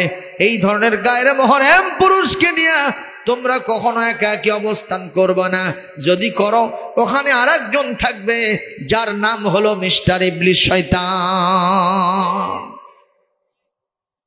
ওমর, এই রাত্রিতে আমি এই বাড়ির মালিক, একা একা আছি। কথাটা দেখেন কোন জায়গায় নিয়ে গেছে। আমি একাই এই বাড়িতে আছি, আর রাত্রিতে আপনি আমার বাড়িতে ঢুকছেন। দেখেন তো, আপনি ওখানে আর আমি এখানে, তাহলে মাঝখানে কি আছে? আপনি এই কামনা কেন করলেন? হযরত ওমর এই মুহূর্তে আরো বেশি লজ্জিত হয়ে গেছে। উনি সেজদায় পড়ে গেছেন ওপর হয়ে, আল্লাহ, আমি এমন এক দেশের প্রেসিডেন্ট হয়েছি, আমিরুল মুমিনিন, খলিফাতুল মুসলিমিন হয়েছি, যেই দেশের মানুষ খালি কোরআন ছাড়া আর কিছু বোঝে না। জোরে কোন আল্লাহু আকবার, আরো জোরে কোন আল্লাহু আকবার। একটা খুদে মহিলা, যাকে আসামি ভাবে আসছি আমি, সেই মহিলা আমার কোরআন দিয়া এমন ভাবে বেড়ে ধরছে, বার হয় এখন কুটি আমার কথা কেন বলে। মুসলমান, আমাদের বাংলাদেশের এই জিনিসটা এখন বর্তমানে খুব বেশি চলতেছে। বেগানা পুরুষ আর নারীর মাতামাতি, কথা কয় না। আমাকে একজন ছেলে বলল, কলেজে পড়াশোনা করে, আমরাও তো কলেজে পড়েছি, কিছুটা হলো পরিবেশ জানা আছে, কিন্তু আমাকে আধুনিক যুগের একজন ছাত্র বলল, হুজুর, অন্তত পক্ষে 80% ছেলে মেয়েকে অপরের সাথে সম্পর্ক করে, ভালোবাসা করে, এর মাধ্যমেই তাদের বিয়ে শাদী সম্পন্ন হয়। এটা হলো বর্তমান সময়ের হালচাল। কথা বলেন ঠিক কিনা? সারাদিন বসে আছে, দেখারও কেউ নাই, বলারও কেউ নাই, শোনারও কেউ নেই। সন্ধ্যা লেগে গেল, দুইজনে রিক্সাতে উঠে চলো, যে এখন বলতেছে, খালাম্মা, ওই ছেলেটা ডাকতেছে, খালাম্মা। খালাম্মা করছে, বাবা কে টুটুল? দরজা খুলে দিছে। সেই ছেলেটা খালাম্মা বলে ডাক দিল, ওর 14 গোষ্ঠীর মধ্যে নামই নেই। কথা বুঝেননি? এখন দুইজনকে বললো, বাবা টুটুল আসছ, বসো, তোমরা এখানে গল্প করো, আমি একটু চা নাস্তা বানাই নিয়ে আসি। এখানে গল্প করতে দিল ছেলেটাকে আর মেয়েটাকে। এটা কি শরীয়ত গ্রান্ট করে, জায়েজ করে? কথা বলতে হবে। কি অঘটন ঘটে গেছে বগুড়াতে। গতকাল পরশু দিনের পত্রিকা আপনি দেখেন, সেখানে লেখা হয়েছে স্পষ্ট ভাষায়, 9ম শ্রেণীর ছাত্রীকে স্কুলের স্যার এসে পড়াচ্ছে, বাড়িতে কেউ নাই। এভাবে পড়াতে পড়াতে পড়াতে পড়াতে অঘটন ঘটায় গেছে। মেয়েটাকে বিয়ে দিয়েছে, অন্যরকম ভাব, টেস্ট করে দেখা গেল 7 মাসের সন্তান পেটে আছে। নাউজুবিল্লাহ। কোন এগুলো কথা বলছি জন্য মন খারাপ করতেছেন আপনারা? এগুলো এই আয়াতের সাথে সংশ্লিষ্ট। ইয়া আইয়ুহাল্লাযীনা আমানুত্তাকুল্লাহা হাক্কা তুকাতিহি ওয়া লা তামুতুন্না ইল্লা ওয়া আনতুম মুসলিমুন। শুধুমাত্র আপনি যে এই ঈমানদার আর তাকওয়ার মহড়া দিবেন, হাব্য জুব্ব লাগাবেন, মসজিদমুখী হাজি হজ করে এসে আপনি কিছু বোঝেন না, কিন্তু আপনার নাতনি, আপনার মেয়ে, আপনার সমস্ত প্রকারের পরিবেশগুলো সব অন ইসলামিক হয়ে গেছে। তারা সবসময় এই ধরনের কবত কবুতগিরি নিয়ে মাতামাতি করতেছে, গান বাজনা ছাড়া কিছু বোঝে না, পশ্চিম দিকে আসারও পড়ে না, আর আপনি বলতেছেন আল্লাহ জান্নাত দেও। কথা কয় না? চলবে চলবে? এইরকম ব্যক্তিকে আল্লাহ জান্নাত দেবে? জান্নাত দেবে না। ওয়ালা তামুতুন্না ইল্লা ওয়া আনতুম মুসলিমুন। খাঁটি মুসলমান না হইয়া কবরে আসো না, আমার ফেরেশতারা আকাশমণির ডাল নিয়ে দাঁড়িয়ে আছে বলে। আপনাদের খারাপ লাগতেছে ভাই? এই চাচা কথা চলবে? খেলা খেলা আরো জোরে কর, আবার দেন মন ভাঙে দেন।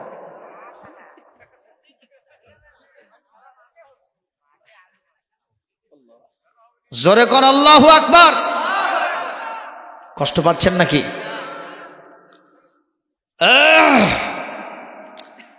হযরত ওমর এমন একজন ব্যক্তি যার সমর্থনে কোরআনে কারীমের আয়াত নাজিল করে দিয়েছেন কে? আরো জোরে কন, আরো জোরে কন। ইয়া আইয়ুহাল্লাযীনা আমানু দুখুলু ফিস-সিলমি কাফা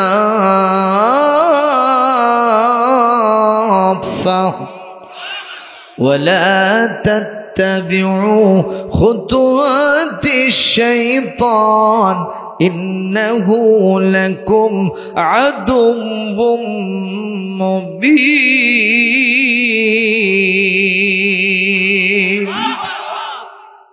আজকে টান দিয়ে খুব মজা পাচ্ছি না, কারণ টান দেওয়ার ধরলে মাইক কয় আমি নাই।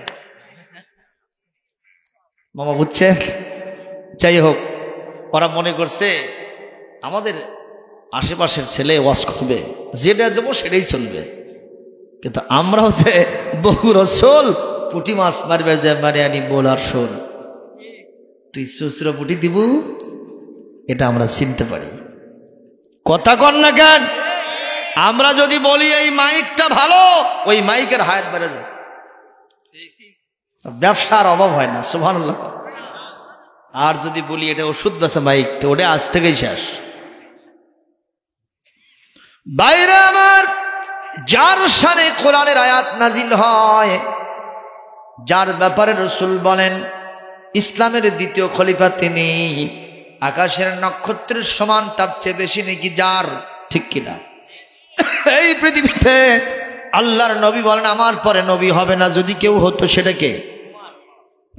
এমনকি আশারায়ে মুবাশশারা 10 জন জান্নাতের সার্টিফিকেট দুনিয়াতে থাকতে পেয়েছেন, তার ভিতরে দ্বিতীয় স্থান যিনি অর্জন করেছেন তার নামটা কি?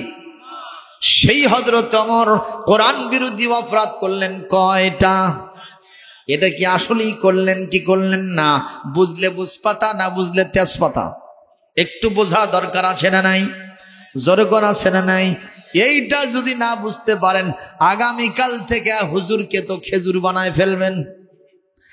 আমি আপনাদের বুঝাই, ও মুসলমান, শাহজাহানপুর থানার পুলিশ যদি আপনার গ্রামে কোনো আসামি ধরার জন্য আসে, পুলিশ সাহেব জানে এই বাড়ির মধ্যে আসামি লুকিয়ে আছে, বাড়ির বাইরে থেকে যদি দেখে দরজা ভেতর থেকে বন্ধ, আর উনি যদি সালাম দেন আসসালামু আলাইকুম ইয়া আইয়ুহাস সারিক, হে চোর ভাই, তুমি একটু সালামের জবাব দাও, ইফতাহিল বাবা, দরজাটা খোলো, আখুজুকা আখজান শাদীদা, আমি তোমাকে জম্মের ধরা ধরবো। আপনারা বলেন ওইখানে থেকে আসামি থাকবে, দরজা খুলে দেবে, খালি জোরে জোরে ওয়ালাইকুম আসসালাম ওয়া রাহমাতুল্লাহি ওয়া বারাকাতুহু, পুলিশ ভাই কি কোন, তাই বলবে নাকি ওই আগি আউট কতক্ষণ, অথবা ওনাকেই খতম করে দেবে। ঠিক তবে ঠিক কর, ধরা দেবে না। এখান থেকে কি বুঝাইলাম? হযরত ওমর ছিলেন প্রশাসনিক দায়িত্বশীল। সুবহানাল্লাহ। আগামীকাল কবে? প্রশাসনিক দায়িত্বশীল, আমিরুল মুমিনিন, খলিফাতুল মুসলিমিন, রাষ্ট্রের কর্ণধার। তিনি আসামি ধরতে গেছেন, তিনি কে সালাম দিবেন, তিনি কে অনুমতি নেবেন? তাহলে তো মালে জালে ধরা যাবে না, মহিলা গান কি বন্ধ করে দেবে না তাহলে? সুতরাং তিনি কোনো অন্যায় করেন না, বিচার করেন নাই, কোরআন সম্মত কাজ তিনি করেছেন। জোরে কোন মারহাবা। একটা ওমর এই জামানায় দাও হে মেহেরবান, একটা ওমর এই জামানায় দাও হে মেহেরবান, দিনের পথে অকাতরে, দিনের পথে অকাতরে বিলিয়ে দেবে প্রাণ, একটা ওমর এই জামানায় দাও হে মেহেরবান। একটু জোরে বলেন আল্লাহু আকবার, আরো জোরে বলেন আল্লাহু আকবার। প্রশ্ন হতে পারে, হুজুর তাহলে মহিলা উনি কি বোঝেন নাই? হ্যাঁ, মহিলা বুঝেছেন, কিন্তু ওই সমাজের হালচাল ছিল কোরআন দিয়ে একে অপরের সাথে একটু মজা করা। সরে বলবেন না? কোরআন দিয়ে মজা করা। একজন মহিলা ছিলেন, আব্দুল্লাহ বিন মুবারকের সাথে মক্কার রাস্তায় দেখা হয়েছে। আমরা এখনো আলেম ক্লাসে সেই ঘটনাটা পড়াই, আরবি সাহিত্যে এখনো আছে। আব্দুল্লাহ বিন মুবারক ইমাম আবু হানিফার 1 নম্বর ছাত্র। সুবহানাল্লাহ কোন। হজ শেষ হয়ে গেছে, রাস্তার ভিতরে পড়ে আছে একজন মহিলা মানুষ, কেউ নেই তার সাথে। আব্দুল্লাহ বিন মুবারক চিন্তা করেন, নিঃসন্দেহে মহিলা আপাদ মস্তক বিপদ মুসিবতে নিমজ্জিত, তার সাহায্যে আমাকে এগিয়ে আসা দরকার। উনি যে সালাম দিলেন, আসসালামু আলাইকুম ওয়া রাহমাতুল্লাহি ওয়া বারাকাতুহু। উনি সালাম দিয়েছেন হাদিসের ভাষায়, ঠিক না, ইসলামী সুন্নত তরিকায়। উনি জবাব দিচ্ছেন, সালামুন কাওলাম মির রাব্বির রহিম। মহিলা জবাব দিয়েছে কোরআনের ভাষায়, আর হযরতে আব্দুল্লাহ বিন মুবারক সালাম দিয়েছেন হাদিসের ভাষায়। তাহলে মহিলা নিচে থাকলো না উঁচুতে উঠছে? সুবহানাল্লাহ, জোরে বলবেন না? জিজ্ঞেস করেছেন, লিমাযা জালাস্তি হুনা ইয়া আইয়াতুহাল মারআ ইয়া আইয়াতুহাল আজুজ। এ মহিলা, আপনি এখানে বসে আছেন, এখানে আপনি অবস্থান করতেছেন কেন? উনি তখন বলতেছেন, মা মাইয়ুদলিলিল্লাহু ফালান তাজিদা লাহু ওয়ালিয়াম মুরশিদা, মাইয়ুদলিলহু ফালা হাদিয়া লাহু। আল্লাহু আকবার কোন। আল্লাহ যাকে গোমরাহ করেন, পথহারা করেন, তাকে পথ দেখানোর মতো আর কেউ থাকে না। তার মানে উনি বুঝান, আমি রাস্তা হারায় ফেলছি, আমি রাস্তা খুঁজে পাইতেছি না। কোরআনের ভাষায় মহিলা জবাব দিয়েছেন, মারহাবা কোন। উনি জিজ্ঞেস করছেন, কাম লাবিস্তা হুনা, কতদিন ধরে আপনি এখানে অবস্থান করছেন? মহিলা তখন কোরআনের জবাব দিয়েছেন, সালাসা লায়ালিন সাবিয়া, 3 দিন 3 রাত ধরে আমি এখানে পড়ে আছি। জোরে কোন আল্লাহু আকবার। এইভাবে প্রায় 2-3 ঘন্টা পর্যন্ত খালি কোরআন দিয়ে মহিলা কোরআন ছাড়া কথাই কয়নি। এক পর্যায়ে এই মুহাদ্দিস সাহেব মহিলাকে, অনেকগুলো কথা আছে, উঠে করে বহন করে তার তাবুতে নিয়ে চলে গেছে। যে দেখলেন যে ওনার 3টা সন্তান। যখন কয়টা? উনি জিজ্ঞেস করছেন, এইবার ধরবো ঠিকভাবে, যে হাদিহিল কাফেলা ফামান লাকি হুনা, এটা তো একটা কাফেলা দেখা, যেটা আপনার কাফেলা বলে। হ্যাঁ, এখানে আপনার কি আছে? কি আছে এখানে? উনি তখন বললেন, আল মালু ওয়াল বানুনা জিনাতুল হায়াতিদ দুনিয়া,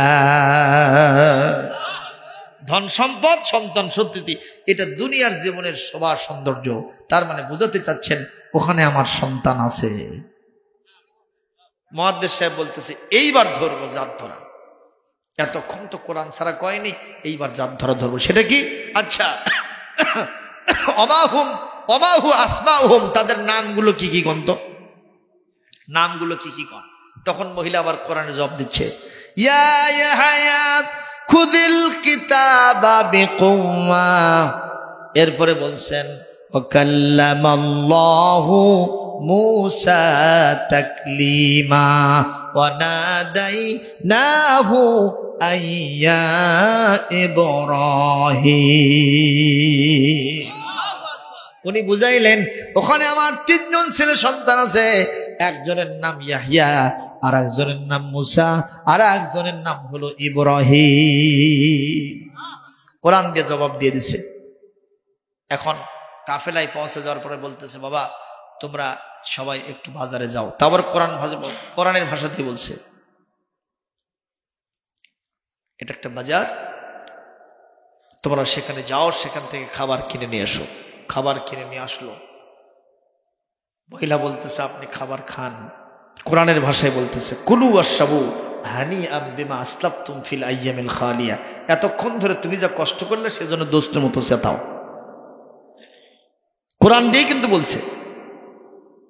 এখন এই মুহাদ্দিস সাহেব বলতেছে, আল আনা তুআমুকুম হারামুন আলাইয়া, তোমাদের খাবার আমার জন্য হারাম যতক্ষণ পর্যন্ত না বলবা তোমার মায়ের হাল হকিকত কি। তো এই তিনজন সন্তান বলতেছে আমাদের মা 40 বছর যাবত কোরআন ছাড়া কোনো কথা বলে না। আরো জোরে বলতে পারলেন না? কত বছর? জিজ্ঞেস করলেন কেন? মাখাফাতা আন তাজিল্লা, এই কারণে যে মানুষের মুখের ভাষাটারও হিসাব হবে। কথা কয় না, যদি নিজের নফসকে অনুসরণ করে কোনো কথা আমার মা বলে ফেলেন তাহলে মুআখাযা হবে। মা ইয়ালফিযু মিন কাওলিন ইল্লা লাদাইহি রাকিবুন আতীদ, যে কথাই বলা হয় সেটা রেকর্ড করা হয়। যদি কোনো জোর কথা মুখ থেকে বের হয়ে যায় হিসাব হবে, জাহান্নাম ছাড়া উপায় থাকবে না। এই ভয়েতে আমার মা যা বলে খালি কোরআন দিয়ে বলে। এই জাতীয় মহিলা এখন আছে, জোরে কোন আছে? মহিলা হোক আর পুরুষ হোক, আমরা আরবি ভাষা কিছুই বুঝি না। এমন যদি মনে হয় কোনো আলেম যদি কারো বাপক আরবি দিয়ে গাল পারে, আমি হয়তো কবি যে সারা দেশি মুরগি জব করে রে আমার বাপের জন্য সেই দোয়া করছে। আছে না নাই? কোন সৌদি আরবে গেছে এরকম এক লোক, বাংলাদেশের মানুষ তো একটু সিটের বেশি হয়, ঠিক না? অন্য দেশে গিয়া ওদের অবস্থা কাহিল করে ওখান থেকে সবকিছু নিয়ে চলে আসে। উট দিয়া মরুভূমির ভিতরে চলাফেরা হচ্ছে, উট বিভিন্ন জায়গায় পদচারণ হচ্ছে মরুভূমির ভিতরে। তো বাংলাদেশের একজন চিন্তা করলো আমি একটু উঠবো, ইশারা করছে ইয়া হাজ্জি ইয়া হাজ্জি, মানে ওরই বড় উঠবি ওই। তো যাই হোক উঠে পড়ছে, কচুয়ান উট চালাচ্ছে। তো এই লোকটার পেশাব লাগছে, হচ্ছে। তো এখন এই লোকটা তো আরবি দিয়ে না বললে তো বুঝবে না, পেশাব বললে বুঝবে কি? পেশাব মানে তো এটা তো আরবি না, ঠিক আছে, বাংলা এটা। তো এখন ওই বলতেছে ইয়া হাজ্জি ইয়া হাজ্জি, এই হাজ্জিটা ভালো বোঝে, ইয়া হাজ্জি মুত্তু মুত্তু, মানে কি করবে ওই মুত্তি। কিন্তু আরবিতে মুত্তু মানে আমি মরে যাব, আমি সুইসাইড করব, মানে আমি আত্মহত্যা করব। কথা বোঝেননি? তো এখন এই লোক তো বুঝেছে যে ওই মরতে যাচ্ছে, ও বলতেছে লা তামুত, খবরদার তুই মরিস না, তুই মরলে আমার হাতে দড়ি লাগবে, আমি আসামি হব। তো এই চিন্তা করলে বোধ হয় এটা মোতার জায়গা না, আরো একটু আগে যাই। কিছু দূর পর আবার জায়গা ইয়া হাজ্জি মুত্তু লা তামুত, চিন্তা করলে এটাও জায়গা না, আরেকটু যায়, আরেকবার কমতাতে যা আছে কবলে। এর তো ফাটফাটি অবস্থা এখন, ঠিক কিনা কন? কিছু দূর যাওয়ার পরে বলছে ইয়া হাজ্জি মুত্তু, ওই যেই কছে লা তামুত সঙ্গে সঙ্গে চেন খুলে ব্রাশ পায়। সৌদি আরবের লোক বুঝতেছে বাংলাদেশে মুত্তু মানে মরা না, মুত্তু মানে পেশাব করা। এই তো হলো আমাদের আরবি জানার দৌড়। জোরে বলুন কথা ঠিক না বে ঠিক? এই জন্য আরবি ভাষা জানার দরকার আছে না নাই? জাতিসংঘে 4-5টি ভাষার ভেটো পাওয়ার আছে, তার ভিতরে লুগাল আরাবিয়া, আরবি ভাষা একটা। আল্লাহ নবী বলেন 3টা কারণে আরবিকে ভালোবাসবা। কয়টা? 1 নম্বর লিআন্নি আরাবিয়ন, আমি নবী নিজে আরবি ভাষার লোক। 2 নম্বর আল কোরআনু আরাবিয়ন, কোরআনে কারীমের ভাষা হলো আরবি। ওয়া লিসানু আহলিল জান্নাতি আরাবিয়ন, মরার পর থেকে কিয়ামত পর্যন্ত অনাদি অনন্তকাল যতদিন থাকবা ততদিন শুধুমাত্র জান্নাতের ভিতরে একটা ভাষা, ইংরেজি নয়, উর্দু নয়, ফার্সি নয়, বাংলা নয়, একটা ভাষা হবে, তার নাম আরবি। আর সেই ভাষা শিক্ষার জন্য ওস্তাদজিক আমরা ডাকি, ডেকে নিয়ে আসার পরে 6 মাস পর এখন করছে হুজুর আসলে টাকা পাঠাতে একদিন দেইনি, তো হুজুরদের এই সমস্ত আরবি পড়ায়া টাকা নেওয়া খুব একটা জায়েজ ইসলামে কয় না, তা আমি যা দেবো একটু খুশি মনে নেবেন। পড়াচ্ছে কয় মাস? 6 মাস। একে গুনে 600 টাকা দিছে। এটা জোরে নাউজুবিল্লাহ কবেন না? তারপরে আবার করছে হুজুর টাকা যখন দিলাম এটা নগদ কাম করে নি, কি আমার বাপের কবরডানা জিয়ারত করে দেন। কথা বুঝেননি? সম্মানিত ভাইয়ের আমার, এইটা চলবে না। গান শেখানোর জন্য আপনি মাসে 3000 টাকা 5000 টাকা ব্যয় করেন, আর কোরআন শিক্ষার জন্য ওস্তাদ যদি আপনি 500 টাকা দিতে পারেন না, আপনি তো মুসলমান হিসেবে দাবি করতে পারেন না, ঠিক কিনা কোন ভাইরা আমার? এই জন্য আল্লাহ বলেন ওয়ালা তামুতুন্না ইল্লা ওয়া আনতুম মুসলিমুন, খবরদার মুসলমান না হইয়া কখনো মৃত্যুবরণ করবে না, তাহলে অবস্থা ভালো হবে না, খারাপ হবে। জোরে বলুন ঠিক না বেঠিক? মুসলমান ভাইরা আমার, খুব নজর করে কথা শুনবেন। এই মুহূর্তে যে মহিলা গান গায়, উনি গান গাইলেন কেন সেটা শুনবেন না? শুনবেন তো? মহিলা কেন গান গায়? তা আবার প্রেমের গান। যেই মহিলার মুখ থেকে কোরআনের ভাষা বের হয়, সেই মহিলা কেন গান গায় জানার দরকার আছে না? না, কিছুক্ষণ পর বলবো। তার আগে আপনাদের কাছে একটা আহ্বান জানাবো, সেটা হলো এই মসজিদের উন্নয়ন কল্পে আজকের মাহফিল, ঠিক না ঠিক কর? আমি জানি ওখানে আমাকে আর একটু সুযোগ দেন, আমি আমার ধন সম্পদ আপনার রাস্তায় ব্যয় করে আসব, আর জীবনে খারাপ মানুষ হব না। আমি এই মুহূর্তে সাক্ষী দিচ্ছি, আমি আপনার যত প্রকারের ভালো মানুষ, নামাজি মানুষ আছে, আমি তাদের মধ্যে অন্তর্ভুক্ত হব। আল্লাহ বলবেন, আওয়ালাম নুআম্মিরকুম, এরকম একটা হায়াতকে আমি তোমাকে দিয়েছিলাম না, তুমি কেন কাজে লাগাও নাই? আজকে যখন আজরাইল গেছে আর সারা হবে না। জোরে কোন ঠিক কিনা? এই জন্য যারা বেঁচে আছি আমরা এখন থেকে চেষ্টা করি দিনের লাইনে চলার জন্য। ভাইরা, আপনারা কি আর কিছু পারেন 1500 টাকা করে দিতে? এখানে তো নগদ দিয়েছেন, তার জন্য নির্দেশ দিয়েছেন কে? আমরা সবাই কোরআন ধরবো। তার মানে সবাই এসে কোরআনের মধ্যে হাত দিয়ে জোরে জোরে ধরবো, তাই মানে এটা? এর মানে হলো কোরআনের বিধান আমরা আঁকড়ে ধরবো। সুবহানাল্লাহ। কোরআনের বিধানের ভিতরে নারীদের বেপরদা আছে, নারীদের বেপরদা করা লাগবে এরকম বিধান কোরআনে আছে নাকি পর্দা করতে হবে? এটা 1 নম্বর। 2 নম্বর, মদ, জুয়া, গাঁজা, ফেন্সিডিল খাওয়া যাবে? কোরআনের বিধান কি বলে? যাবে? সুদ ঘুষ খাওয়া যাবে? মানুষ হত্যা করা যাবে? জমিনের আইল ঠেলা যাবে? খাদ্যে ভেজাল, ওজনে কম, ক্রেতা সাধারণকে ঠকানো জায়েজ হবে?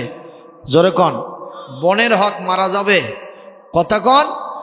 এগুলো কখনো মারা যাবে না। অন্যের জমি জবরদখল করা যাবে? চাঁদাবাজি করা যাবে? মাস্তানি, গোয়েন্দাগিরি, সন্ত্রাসী কার্যক্রম করা যাবে? নামাজ কাজা করার সুযোগ আছে? হারাম খাওয়ার সুযোগ আছে? হালাল খাইতে হবে বিধানকা। সুতরাং এই কাজগুলো যদি করতে পারি তাহলে কোরআন কারীমকে ধরা হবে। সুবহানাল্লাহ। কে নতুন অতিথি চাই না, মজা মারবে ফজা ভয় আমাদের হবে ঘুম কামাই, আমি বক্কা তার পক্ষে নেই। খাবে দাবে চান মিয়া, মোটা হবে জব্বর মিয়া, এটা চলবে না। জোরে কোন ঠিক কিনা? আজকের মাহফিলের তাবারক খাবে তারাই, আজকের মাহফিলের ওয়াজ শুনবে যারাই। কথা কোন ঠিক কিনা? এখন মহিলা গান গাই কেন সেটা হলো এই, হযরত ওমর জিজ্ঞাসা করলেন, মা তুমি গান গাও কেন সেটা কও। আমার সে এক করুণ কথা, সে এক করুণ দশা। কি সেটা?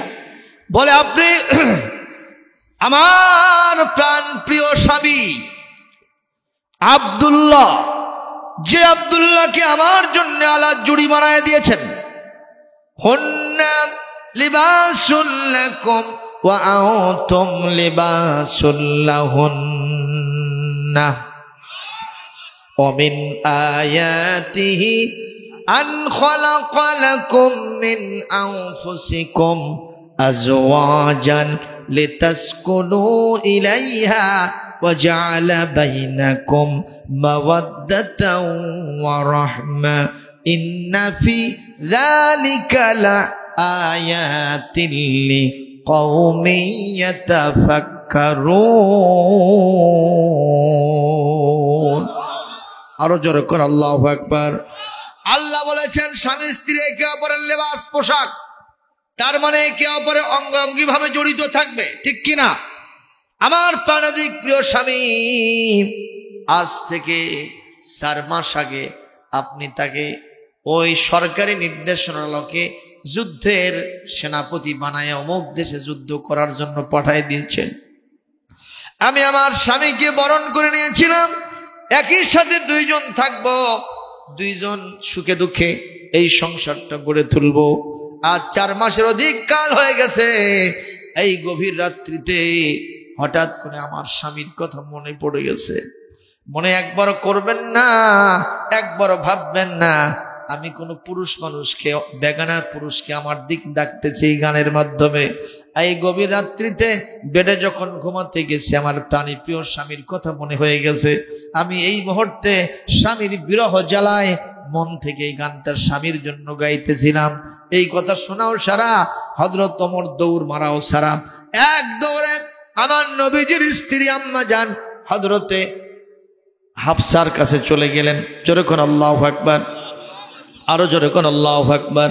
আম্মা জানা হাফসার কাছে গিয়ে বললেন, মা রে, তুমি কি আল্লাহ রসুলের কোন ইরশাদনামা জানো কিংবা বোঝো, যার মাধ্যমে বোঝা যায় এই পৃথিবীতে একজন স্ত্রী তার স্বামী ছাড়া কতদিন পর্যন্ত থাকতে পারে? এ ব্যাপারে কোনো ইরশাদনামা আছে কিনা?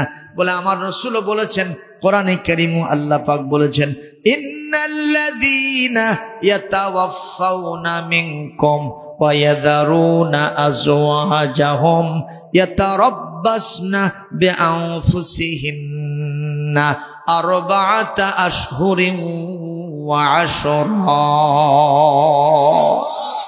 আল্লাহ রাব্বুল আলামিন বলেছেন, এই পৃথিবীতে যদি কোনো স্ত্রীর স্বামী মারা যায় 4 মাস 10 দিন পর্যন্ত তার শোক পালন করতে হবে। কতদিন? 4 মাস 10 দিন পর্যন্ত শোক পালন করতে হবে।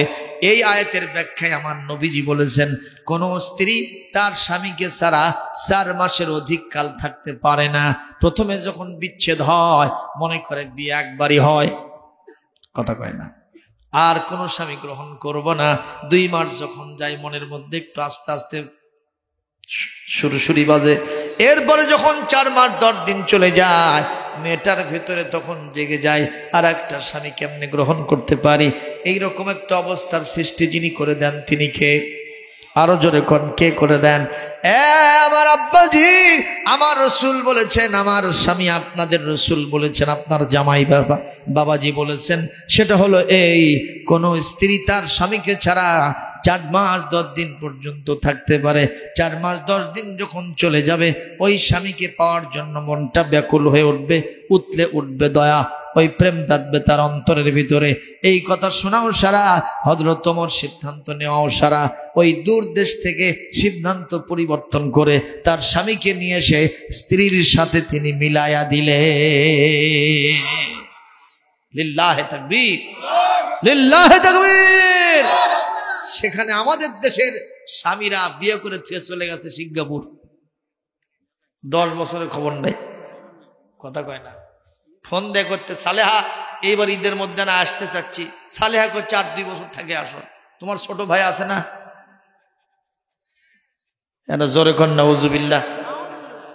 ওই গেছে সিঙ্গাপুর, আর এই গেছে আর দেবরক নিয়ে স্বপ্নপুর, খালি পুরে পুরে মিল হয়ে গেছে। কতক্ষণ ঠিক নেবে? ঠিক। সম্মানিত ভাইরা, খবরদার, এটা করা যাবে না। আমাদের চেষ্টা করতে হবে যে বিবিকে আপনি আপনার জন্য বরণ করে নিয়েছেন, তাকে সঙ্গ দিতে হবে, তাহলে সম্পর্কটা ভালো থাকবে। আল্লাহর হস্তে এই দেহটা কি বলে, এই ঘরটা আল্লাহর জান্নাতের আস্ত একটা টুকরা পরিণত হয়ে যাবে। সুবহানাল্লাহ।